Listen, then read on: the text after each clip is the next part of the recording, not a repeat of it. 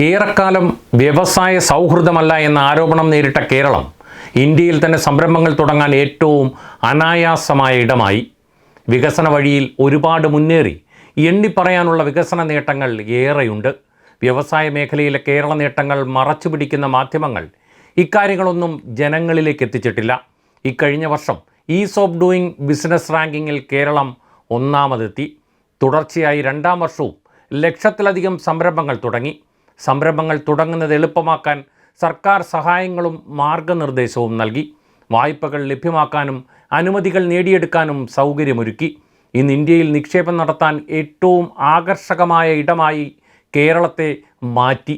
കേരളത്തിൻ്റെയും ഇന്ത്യയുടെയും വാണിജ്യ ഭൂപടം മാറ്റി നിർമ്മിക്കാൻ ശേഷിയുള്ള വിഴിഞ്ഞം തുറമുഖം യാഥാർത്ഥ്യമായി.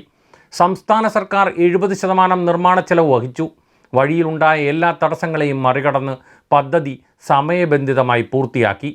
പ്രതീക്ഷിച്ചതിനേക്കാൾ ആവേശത്തോടെയാണ് വിഴിഞ്ഞം തുറമുഖം സ്വീകരിക്കപ്പെട്ടിരിക്കുന്നത്. പ്രതീക്ഷിച്ചതിലും 8 ഇരട്ടി കണ്ടെയ്നർ നീക്കമാണ് വിഴിഞ്ഞം തുറമുഖം വഴി ട്രയൽ റൺ സമയത്ത് മാത്രം നടക്കുന്നത്. വിഴിഞ്ഞത്തിൻ്റെ പ്രാധാന്യം തിരിച്ചറിഞ്ഞ സംസ്ഥാന സർക്കാർ തുറമുഖ വികസനത്തിൻ്റെ 2ഉം 3ഉം ഘട്ടങ്ങൾ 2028 തന്നെ പൂർത്തിയാക്കാൻ നിർമ്മാതാക്കളുമായി പുതുക്കിയ കരാറിൽ ഏർപ്പെട്ടിട്ടുണ്ട്. ഇന്ത്യയിലെ തന്നെ ഏറ്റവും പ്രധാന തുറമുഖമായി വിഴിഞ്ഞം മാറുന്നത് ദൂരക്കാഴ്ചയാകില്ല. സംരംഭക സൗഹാർദ്ദം നിക്ഷേപങ്ങൾ ആകർഷിക്കുന്നതിൽ മാത്രമല്ല, പുതു ആശയങ്ങളും ഉൽപ്പന്നങ്ങളും നിർമ്മിക്കുന്നതിലുമുണ്ടായി. ഇന്ത്യയിലെ ഏറ്റവും മികച്ച സ്റ്റാർട്ടപ്പ് എക്കോസിസ്റ്റം ഇന്ന് കേരളത്തിലാണ്. 2024 തുടർച്ചയായ 3ാം വർഷവും ഇന്ത്യൻ സംസ്ഥാനങ്ങളുടെ സ്റ്റാർട്ടപ്പ് റാങ്കിങ്ങിൽ കേരളം ഒന്നാമതെത്തി. ഫാബ് ലാബുകളും കേരള സ്റ്റാർട്ടപ്പ് മിഷനുമൊക്കെയായി സംസ്ഥാന സർക്കാർ സാധിച്ചെടുത്തതാണ് ഈ നേട്ടം. പാലക്കാട് വ്യവസായ നഗരത്തിന് കേന്ദ്ര സർക്കാരിൻ്റെ അനുമതി നേടിയെടുത്തു. 3800 കോടി രൂപയുടെ നിക്ഷേപമാണ് പാലക്കാടേക്ക് എത്തുന്നത്. വെറും 10 മാസം കൊണ്ട് 1900 കോടി രൂപ മുടക്കി പദ്ധതിക്ക് വേണ്ട സ്ഥലം ഏറ്റെടുത്ത സംസ്ഥാന സർക്കാർ തന്നെയാണ് കേന്ദ്ര സർക്കാർ വിഭാവനം ചെയ്യുന്ന 10 വ്യവസായ നഗരങ്ങളിലൊന്നിനെ കേരളത്തിലേക്ക് എത്തിച്ചതും.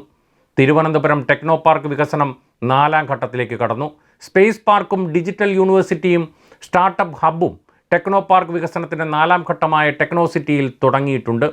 തിരുവനന്തപുരം ഇന്ത്യയുടെ പ്രധാന IT ഹബ്ബുകൾ ഒന്നാകുകയാണ്.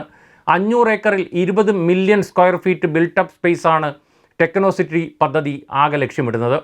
384 കോടി മുതൽ മുടക്കിൽ പൂർത്തിയാക്കുന്ന കൊച്ചിയിലെ ക്യാൻസർ സെൻ്ററും ദേശീയപാതാ വികസനവും നിത്യേന ജനങ്ങൾക്കായി തുറന്നു കൊടുക്കുന്ന പുതിയ റോഡുകളും പാലങ്ങളും മേൽപ്പാലങ്ങളും സ്കൂൾ ആശുപത്രി കെട്ടിടങ്ങളും ഒക്കെയായി ചെറുതും വലുതുമായ വികസന നേട്ടങ്ങൾ വേറെയുമുണ്ടേറെ. സംരംഭങ്ങൾ തുടങ്ങാനും നിക്ഷേപം നടത്താനും തൊഴിലുകൾ കണ്ടെത്താനും ഇന്ത്യയിൽ ഏറ്റവും മികച്ച ഇടമായി കേരളം മാറുകയാണ്. അതിനുള്ള അടിസ്ഥാന സൗകര്യങ്ങളും സാഹചര്യങ്ങളും ഒരുങ്ങുകയാണ്.